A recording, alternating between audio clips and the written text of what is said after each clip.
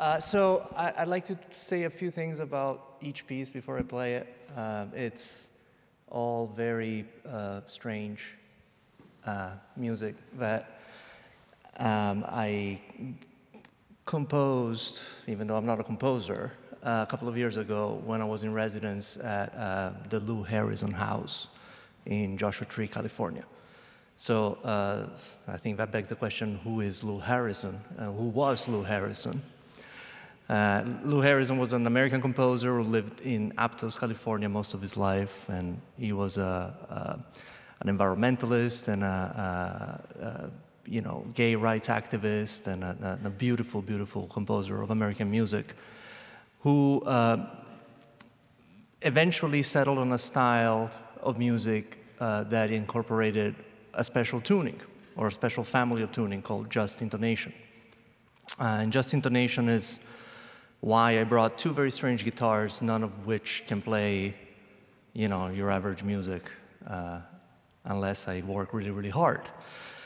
So when I was at the Lou Harrison House, I spent some time thinking about Lou and thinking about his music, and ended up improvising a series of pieces and recording them.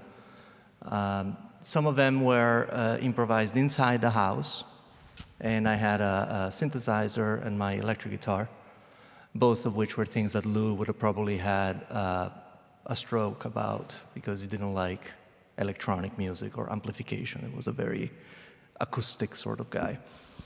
And the other pieces were improvised on this guitar, and I took this guitar in Joshua Tree National Park and recorded improvisations in the desert, trying very hard not to get lost and not to die, and I succeeded. I was very happy about that.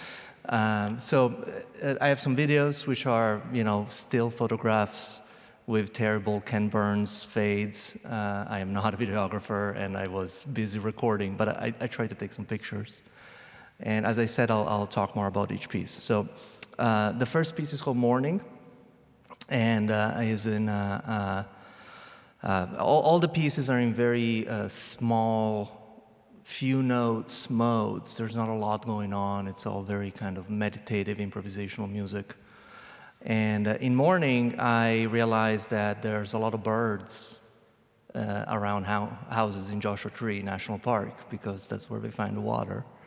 And so midway through the recording, I stopped what I was doing and opened the windows, and you could hear this insane morning choir of birds. And it was like mid-morning, it wasn't even dawn, and they were just going nuts. So I thought I'd bring the birds in, so you'll hear some birdage alongside the music.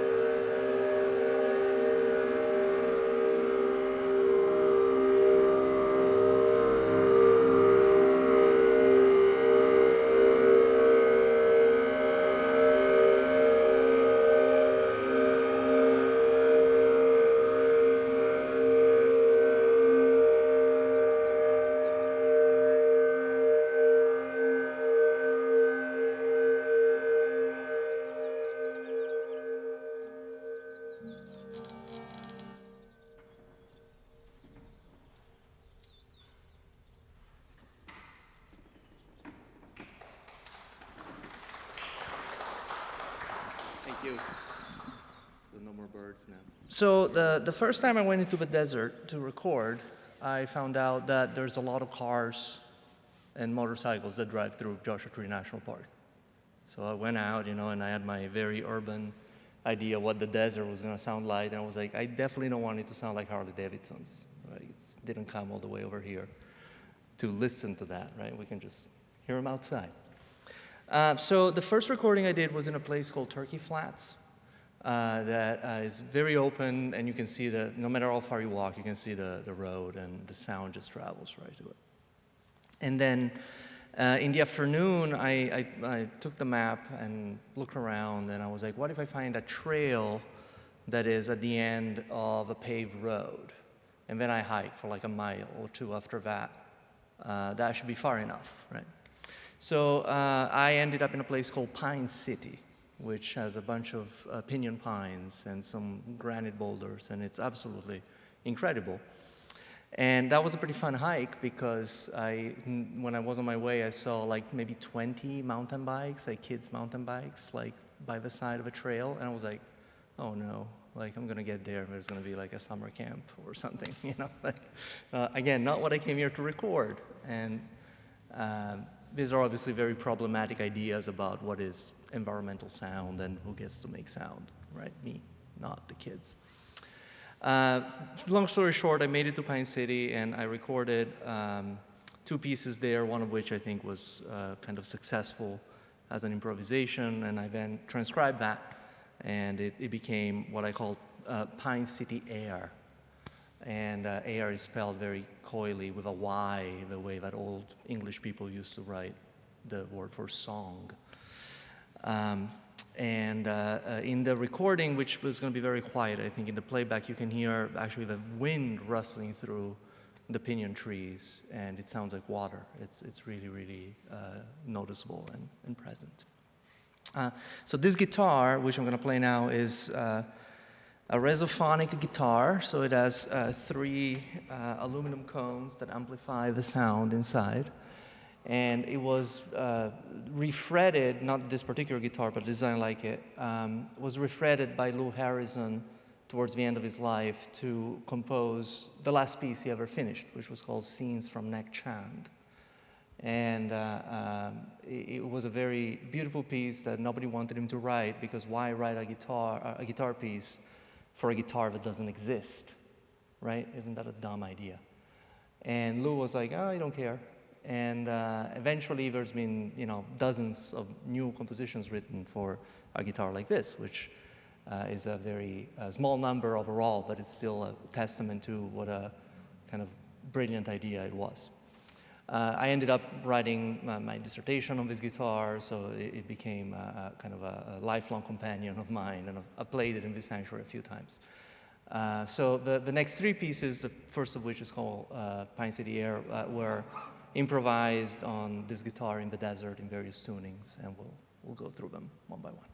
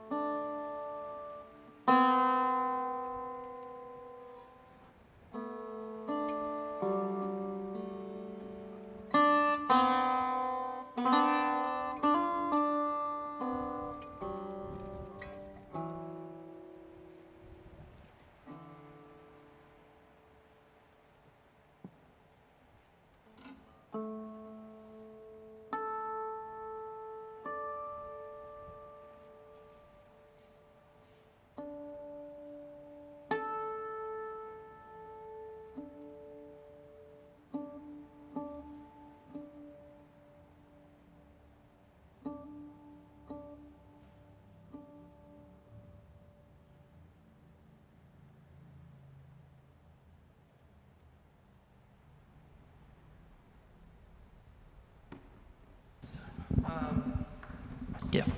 So the other thing that I had to contend with other than cars and motorcycles was the wind, right? And if any of you has done any field recording, wind sound is very, very problematic and not at all like what this wind sounds like when you're using your ears. So wind through a microphone is much more loud and unpleasant. And so when I was at Turkey Flats, I thought that I could maybe hide my little microphones that I use for field recording inside the guitar and use the guitar as a windshield. And eventually what I realized was that the wind was still exciting the guitar and kind of strumming the guitar like an Aeolian harp.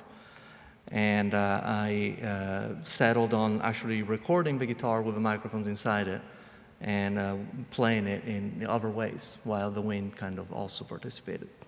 I did that in a place called the Lost Horse Mine Trail. Anybody taken that trail? Do not recommend. So I thought it was a good idea to take it because it's very remote. And I was like, yay, no cars. So this was March, and it's pretty cold in the morning. So I set out at dawn, and I didn't realize that the Lost Horse Mine was like at 5,500 feet of altitude or something stupid like that. So I got up there with a guitar, my field recording, and it was maybe 40 degrees, and I couldn't play. It was too cold. So I turned around, and I went back to the trail. And at some point, I decided to get off the trail, which I was very apprehensive about, because again, I'm not an experienced hiker, and I was afraid of a desert. But I figured that the whole trail was a loop, so long as I stayed inside the loop, I wouldn't be in too much trouble, right? Maybe just severely dehydrated, but not dead or something like that. And I followed a wash, and that's, the kind of carved by the rains. And at some point, I just found a spot that looked kind of sheltered enough from the wind that I could record in it. And I did some long recordings of ambience and improvisations there. And one of them was especially successful, and that became Lost Horse Wash Drone, which is a tongue twister of a name, but it's the genesis of this piece. So this piece uses electromagnetic exciters to vibrate the guitar strings. And it's going to take me a second, but I'm going to retune the guitar to a complex harmonic series tuning. So every string will be resonant with a specific harmonic of the low strings, and it kind of creates this really soupy, bell-like palette. And then the exciter is just going to pick out the harmonics and let them ring out. So it's a very, very strange piece. It's not at all like what I've played so far, which was already strange, right? But again, it just kind of out of a place, right? So you'll see the wash and some scenes from the hike, and it gets lighter because again, I started right at dawn, and I think I recorded this piece around 12, so it was a long day.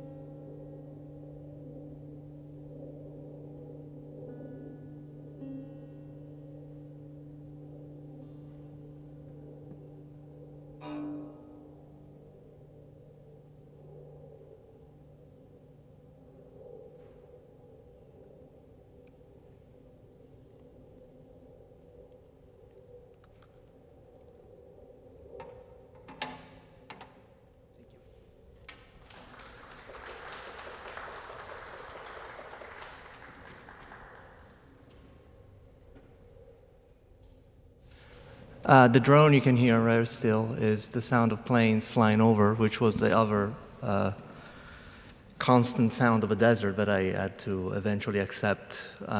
Between Palm Springs and LAX approach, it's every, I mean, you heard that, right? It's every couple of minutes there's a plane flying over, and it's very loud in the desert. I think they're equally as loud as they are here. They just feel louder because there's nothing else going on. But it was funny because the guitar really liked the planes, right? So in the acoustic recordings I make, you can hear sort of like the plane drone be, you know, amplified and resonated by this, which kind of makes it, I don't know, a little bit more mystical, a little less machine-like, or maybe it's a mystical machine, I don't know. So this next piece is a set of pieces. It's 3 short pieces that were all recorded in different locations at the foot of Ryan Mountain, which is relatively close to the main park highway. But again, I maybe hiked about 1.5 miles to get away from the road and then used the mountain to kind of shield me from traffic noise. I was like, I'll take planes, but no cars. Like, I draw the line at cars. So the first piece is a tuning improvisation. So I start with the guitar in the same tuning as the drone piece I just played, and then change the tuning to something I can actually play with. I then transcribe that improvisation, and I'm going to more or less play it the same way now. And then there's 2 pieces I'll play without break. One is a ricercare, which is sort of like a seeking tune. I'm not a composer again, but if I had to give it a name, it sounded a little bit like an exploratory finding improvisation, like a Renaissance lute piece, but not quite polyphonic. And then the last piece is a lullaby, subtitled For a Joshua Tree, because I recorded this by pinning the microphones on either side of a Joshua tree trunk. It's not a trunk, but I found out. I was corrected the first time I played this piece. I don't remember what it is, but it's a cactus, basically. And I use a little, basically a mock ambisonic setup using a microphone on either side, and I was basically playing for the tree in probably my hippiest moment to date. But yeah, so the whole suite is about maybe 10 minutes long.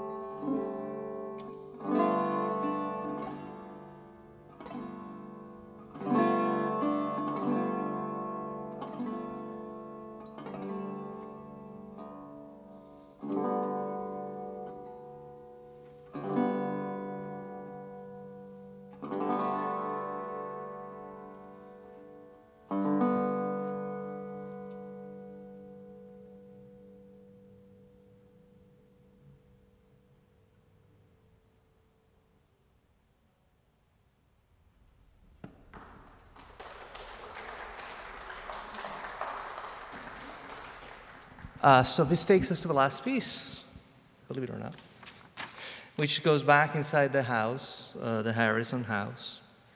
And the other thing that Lou Harrison really loved was percussion music.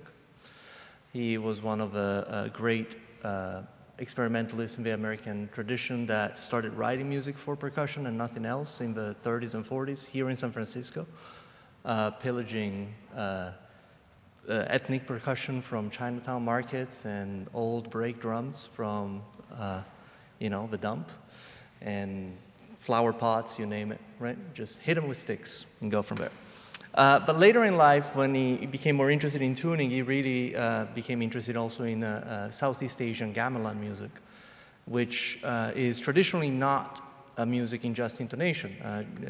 Javanese and Balinese and Sundanese gamelan all use different tuning systems.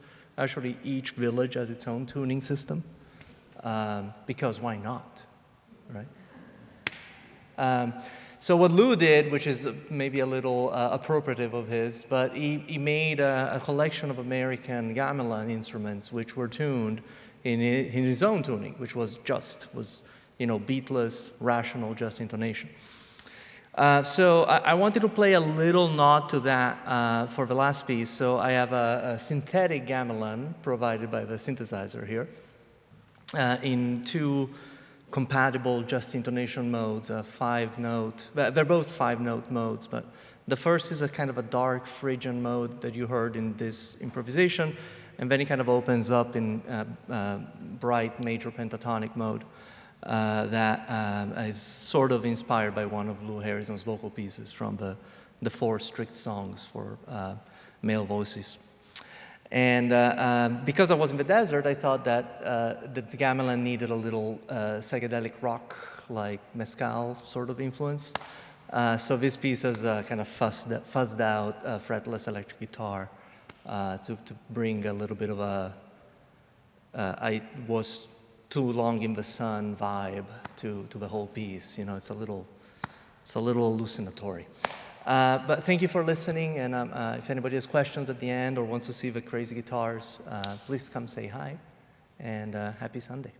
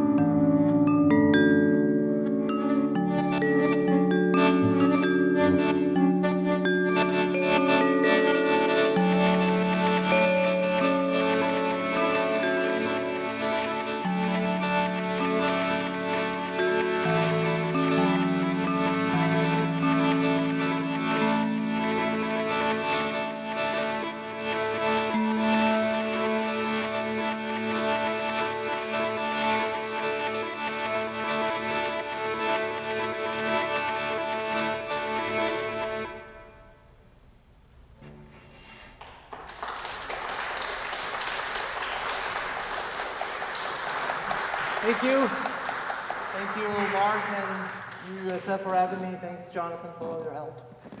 Thank you.